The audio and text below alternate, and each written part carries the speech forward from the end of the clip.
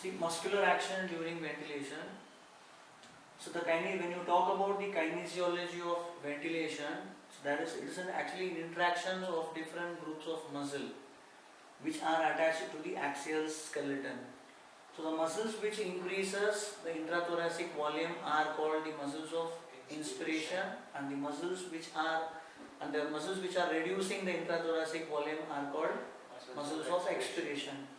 So actually Boyle's law, it's a relation. Boyle's law, it is a relationship between volume and pressure. If volume increases, pressure decreases, and if volume decreases, pressure will increase. So what happens? There are three groups of muscle which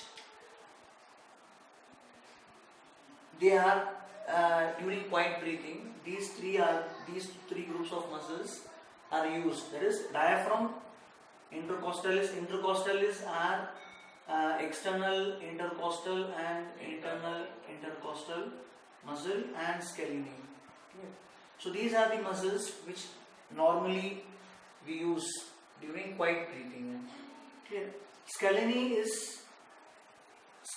and actually the main muscle is diaphragm, but intercostalis and scalene, they are the muscle which stabilizes and rotates the parts of axial skeleton. During inspiration, the intercostalis muscle and the scalene muscle, they stabilizes and rotates the axial skeleton during inspiration. Clear? So first we will discuss about diaphragm. So diaphragm is, when you talk about diaphragm,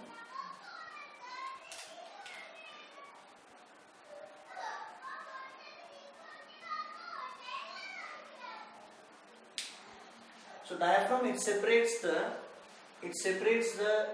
thoracic cavity and abdominal cavity. So the thoracic cavity, that is the upper surface of the diaphragm, that is the floor of the diaphragm, floor of the thorax. Clear? Upper surface is convex upward, and it is the floor of the thorax. And the lower surface, that is when you talk about the abdomen, the lower surface of the diaphragm, it is concave downwards, and it is the roof of the abdominal cavity. Clear? So there are three parts. Are there for diaphragm. There are three parts. One is it is a costal part, and second is sternal part, and third one is crural part.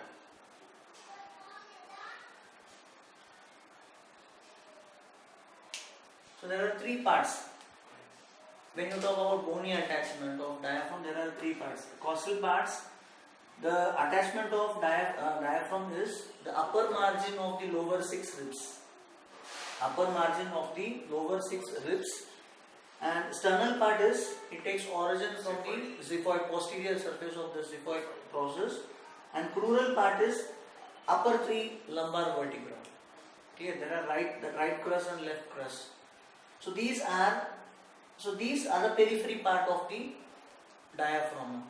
So diaphragm, these parts, they get attached to the central tendon. Clear? So this is the central tendon of diaphragm. So when you talk about the function of diaphragm, so diaphragm, during inspiration, the diaphragm, it descends down. Clear? It descends down and it flattens. Clear? So diaphragm is, during quiet inspiration, the diaphragm descends approximately 1.5 centimeter. During quiet inspiration, the diaphragm, it descends approximately 1.5 centimeter, which increases the supero-inferior diameter. Clear? That is vertical diameter. Vertically, it increases the vertical diameter. This is during quiet breathing. But during a deep breathing or deep inspiration, maximum the diaphragm can descend 6 to 10 centimeters. It will descend. Clear? So the right hemidiaphragm is slightly higher level because of liver, accommodation of liver. So the right diaphragm will descend maximum during deep inspiration. The right diaphragm will descend up to T11, thoracic vertebra 11. It will descend, and left diaphragm it will descend up to T12 during maximum inspiration. Clear? So this is primary function of the diaphragm. Primary function of the diaphragm is the vertical, it increases the vertical diameter. And secondary function of diaphragm is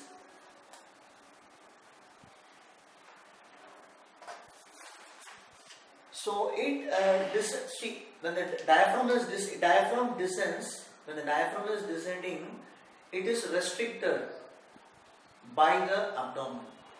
Here, see. When the diaphragm is contracting, the dome it comes down, and the diaphragm descends. When the diaphragm is descending, the abdominal contents are pushed down. When the abdominal contents are pushed down, the abdominal content will move down and forward. Clear? So the abdomen, and if abdominal muscle will restrict the movement of abdominal content forward. Are you clear? When the diaphragm is moving down, abdominal content are pushed down and forward. So abdominal muscles, transverse abdominis and other muscles, what it does, it prevents the anterior translation, forward translation of the abdominal content. So which in turn stabilizes the dome of the diaphragm. Are you clear? If the abdominal muscles are strong enough to hold the abdominal content, then what will happen? The dome will now stabilize. Clear? So further contraction of the diaphragm, now it will elevate the lower ribs laterally and anteriorly. Are you clear? So now what happens when the diaphragm is going down? Abdominal content will come forward, and the abdominal muscle will restrict the movement of the abdominal content. Now what will happen? Further the diaphragm will not move down. Initially the diaphragm will move down, and that is, it will increases the vertical diameter. Initial contraction of the diaphragm, it increases the vertical diameter, but after some time it will increases. What will happen? The dome is now stabilized. Why the dome is stabilized? Because the intrathoracic, partly by the increase in intrathoracic pressure. When intra-abdominal pressure. When the diaphragm is going down, the intra-abdominal pressure increases. Clear? So if intra-abdominal pressure is increased, now the diaphragm will not descend down. Now the dome is stabilized. Further contraction of the diaphragm, now it will elevate the ribs laterally and anteriorly. So diaphragm, it increases all the three diameters: vertical diameter, anterior-posterior diameter and lateral diameter. Initially it increases vertical diameter, and further contraction of the diaphragm, it will increases the anterior-posterior diameter and lateral diameter, because the lower limbs are elevated. So this is the primary function and secondary function of diaphragm. Clear? And second is the function of intercostalis, that is external intercostal muscle and internal intercostal muscles. Suppose this is the lower rib, and so this is the attachment of external intercostal muscles. Origin is above rib, insertion is below rib. when external intercostal muscle is contracting, what will happen? That is from insertion to origin. If muscle contraction is from insertion to origin, what will happen? It will elevate the lower rib. Clear? Lower ribs are elevated. If lower ribs are elevated, that is bucket handle movement. Bucket to bucket handle movement, it increases the lateral diameter of the chest. And pump handle, it increases the anterior posterior diameter. Clear? So this is the primary function of external intercostal muscles. Secondary function of external intercostal muscles, that is, external intercostal muscles are the muscles of inspiration. Clear? Primary muscle is diaphragm, secondary muscles is external intercostal muscles for inspiration. So external intercostal muscles ka primary function, it increases the lateral diameter of the chest through the elevation of the bucket handle movement. Clear? And second is, it stabilizes the rib cage. The secondary function of external intercostal muscle is, it stabilizes the rib cage. So it is necessary. Why? Because when the diaphragm is contracting down, and when the diaphragm is pulled down, what will happen? The negative pressure is created within the chest wall. Clear? Suppose if this is the thorax. Clear? When the diaphragm is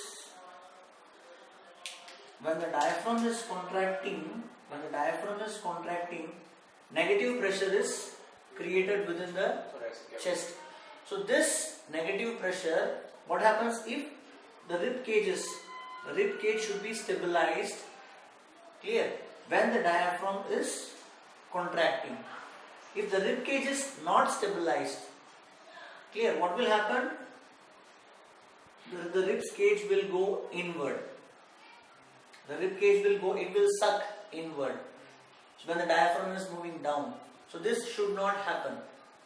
And during inspiration, what happens? So this external intercostal muscles, or both the intercostal muscles, external and internal intercostal muscles, they stabilizes the rib cage during inspiration.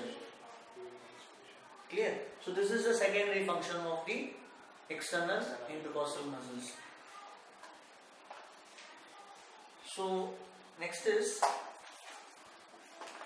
when you talk about paradoxical breathing, what is paradoxical breathing?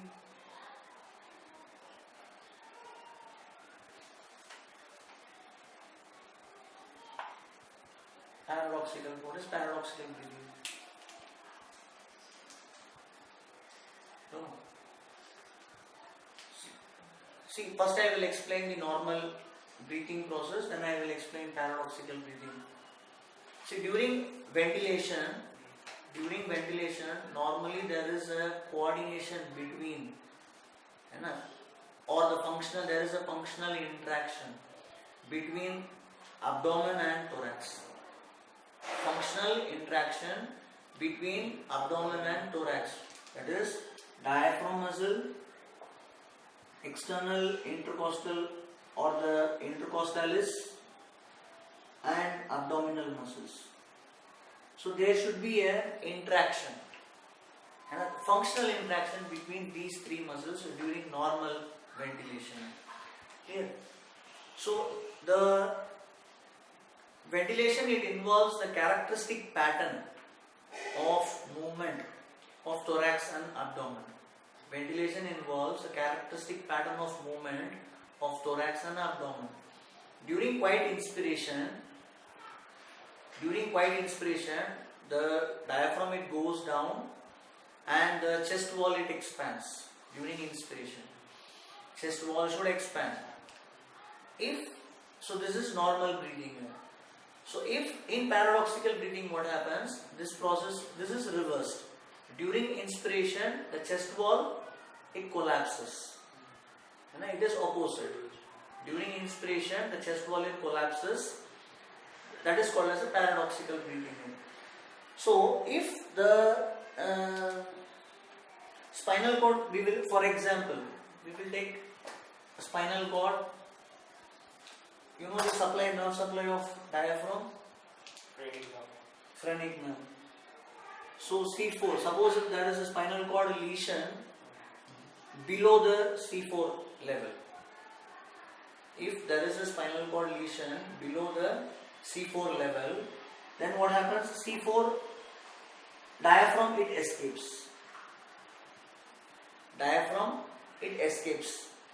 But the external intercostal muscles and abdominal muscles are paralyzed. External intercostal muscles and abdominal muscles are paralyzed. What will happen in this situation? The vital capacity, it reduces. You know what is vital capacity? That is tidal volume. Vital capacity is, see, this is tidal volume and this is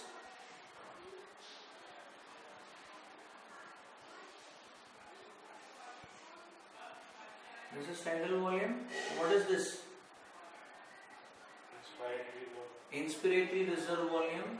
This is expiratory reserve volume and this is residual volume. So this is tidal volume. This is quiet inspiration, quiet expiration, quiet inspiration, quiet expiration. This is a deep inspiration. This is inspiratory reserve volume. This is forceful exhalation. Clear, till residual volume and again tidal volume. So what is vital capacity? Vital capacity is inspiratory reserve volume plus tidal volume plus expiratory reserve volume. This is called vital capacity. So what happens to vital capacity if the lesion is below C4? Vital capacity is around 4,500 ml. Vital capacity is 4,500 ml. So this the contribution of diaphragm, listen, the contribution of diaphragm in vital capacity is around 3,000 ml. The contribution of the diaphragm in vital capacity is 3000 ml. So rest 1500 ml is because of contraction of external intercostal muscles.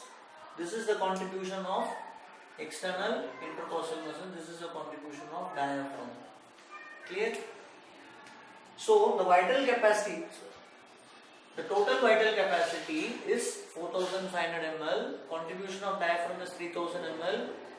And contribution of external intercostal is 1500 ml. What happens here if the lesion is below C4?